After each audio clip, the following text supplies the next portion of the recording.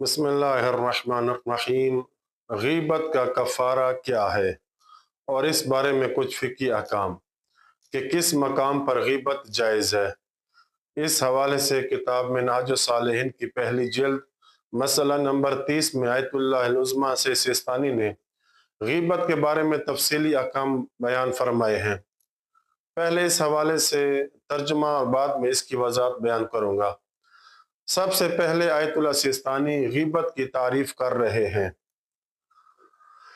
कि मोमिन की गीबत यह है कि उसकी गैर मौजूदगी में उसके किसी ऐब का जिक्र किया जाए जो लोगों से पोशीदा हो, चाहे उसका जिक्र इस नीयत से करे कि उसको कम तर दिखाने की हैसियत से हो, यानी उसमें नक्स पैदा करना हो या नक्स पैदा करने का कसद न हो, और चाहे वो ऐब उसके बदन में हो या उसके नसब में हो या उसके अखलाक में हो या उसके फ़ेल में या उसके कौल में या उसके दीन में या उसकी दुनियावी हालत में या इनके अलावा किसी और चीज़ में हो जो लोगों से छुपा हुआ ऐब शुमार होती हो।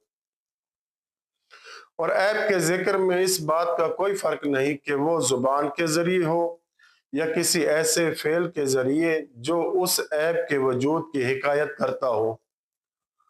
और गीबत इस सूरत में मुतहक़्क़िक़ होती है जब कोई सुनने वाला मौजूद हो जिसे बात समझाना और उस तक ये बात पहुंचाना मकसूद हो, या वो सूरत इसके हुक्म में हो, मसलन यानी अभी आवाज़ रिकॉर्ड कर रहे हैं फिर जाकर फलां शख्स को बाद में सुनाएंगे।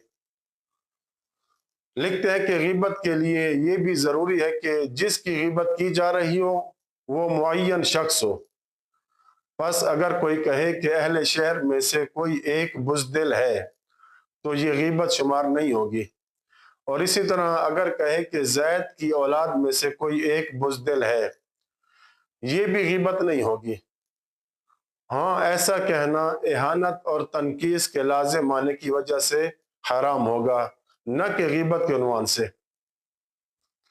इसके बाद लिखते हैं कि जब गीबत वाक़ हो जाए तो तौबा और नदामत वाजिब है, और एहतियात मुस्तहब यह है कि जिस शख्स की गीबत की गई हो उससे माफ़ी इस शर्त पर मांगे कि अगर कोई मफसदा मुतरतब न होता हो, यानी माफ़ी मांगने से काम मजीद बिगड़ जाएगा, फिर न मांगे माफ़ी, या फिर उसके लिए इस्तिग़फ़ार करें, यानी जिसकी गीबत की है उसके लिए तलब मग़फ़िरत करें।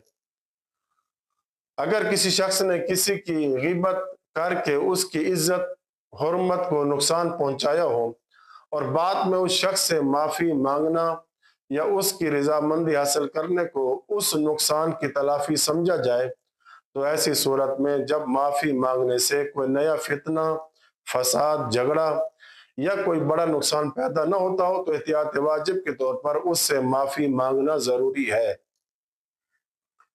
ये था तर्जुमे का खुलासा। अब इस मसले की मजीद वजाहत मिसाल के साथ यूँ कर देता हूँ ताकि मोमिनीन के लिए आसानी पैदा हो जाए। आयतुल्लाह सिस्तानी के मुताबिक गीबत यह है कि किसी मोमिन का उसकी गैर मौजूदगी में उसका ऐसा ऐब बयान किया जाए जो लोगों से पोशीदा हो। इसमें नीयत शर्त नहीं, चाहे नीयत तनकीस की हो या न हो, चाहे मजाक हो या हमदर्दी हो या तजजिया के तौर पर। मसलन किसी दोस्त के बारे में कहना वो नमाज में सुस्ती करता है, जबकि ये बात आम लोगों को मालूम न हो, गीबत है। अब ऐब किन चीज़ों में हो सकता है? वो ऐब मसलन बदन के हवाले से भी हो सकता है, नसब ख़ानदान के हवाले से, अखलाक के हवाले से, या आमाल और गुफ्तगू में हो सकता है, या दीन और दुनियावी उमूर में हो सकता है। मिसाल के तौर पर बदन के हवाले से कह सकते हैं कि उसका रंग काला है।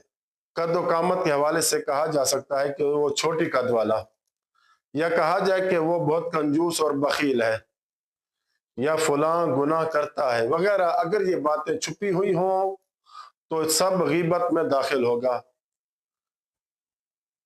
अब क्या गीबत सिर्फ बोलने से साबित होती है? लिखते हैं कि गीबत बोल कर भी होती है, इंसान के फेल से भी हो सकती है, मसलन इशारे से, یا نقل کرتے ہوئے اس کی ایکٹنگ وغیرہ یا میسج وغیرہ کے ذریعے بھی یہ سب غیبت میں شامل ہے۔ مثال کے طور پر کسی کے بارے میں واٹس ایپ پر طنزیہ سٹیکر بھیجنا، کسی کی نقل اتارنا، اس کی کمزوری ظاہر کرنا وغیرہ، یہ سب غیبت میں شمار ہوں گے۔ اور یہ غیبت تب ہوتی ہے جب کوئی سننے والا موجود ہو اور اسے بات سمجھانا مقصود ہو۔ مثلا اکیلے کمرے میں کسی کے عیب کا ذکر غیبت نہیں ہے، لیکن دوستوں کے گروپ میں کہنا غیبت ہے، یا سوشل میڈیا یعنی گروپ میں میسج کرنا اور سننے والے موجود ہیں تو یہ غیبت ہے۔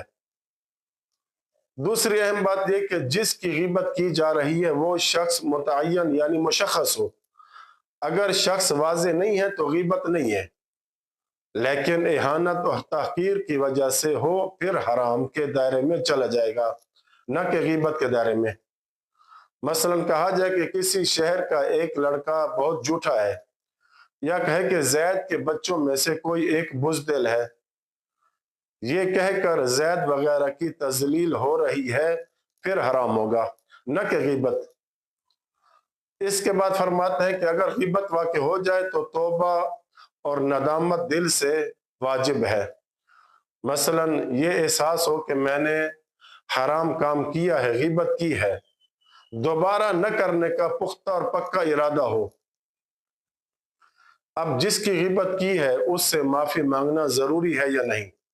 جواب یہ ہے کہ احتیاط مستبجی ہے کہ اگر کوئی مفسدہ یعنی نیا فتنہ فساد برپا نہ ہو تو جس کی غیبت کی گئی ہے اس سے معافی مانگی جائے، یا صرف اس کے لیے توبہ استغفار کر لے کافی ہے۔ آخر میں غیبت کی مذمت میں قرآن نے بڑے سخت لہجے سے منع کیا ہے۔ سورہ حجرات آیت نمبر 12 میں وَلَا يَغْتَبْ بَعْضُكُمْ بَعْضًا، تم میں سے کوئی بھی ایک دوسرے کی غیبت نہ کرے۔ يُحِبُّ أَحَدُكُمْ أَن يَأْكُلَ لَحْمَ أَخِيهِ مَيْتًا، کیا تم میں سے کوئی اس بات کو پسند کرے گا کہ اپنے مرے ہوئے بھائی کا گوشت کھائے؟ فَكَرِهْتُمُوهُ، پس تم اس سے نفرت کرتے ہو۔ اب سوال یہ ہے کہ وہ کون سے مقامات ہیں کہ جہاں پر غیبت کرنا جائز ہے؟ اس کا جواب اگلی آنے والی دوسری قسط میں دیں گے انشاءاللہ تعالی۔ وصلی اللہ علی محمد وعلی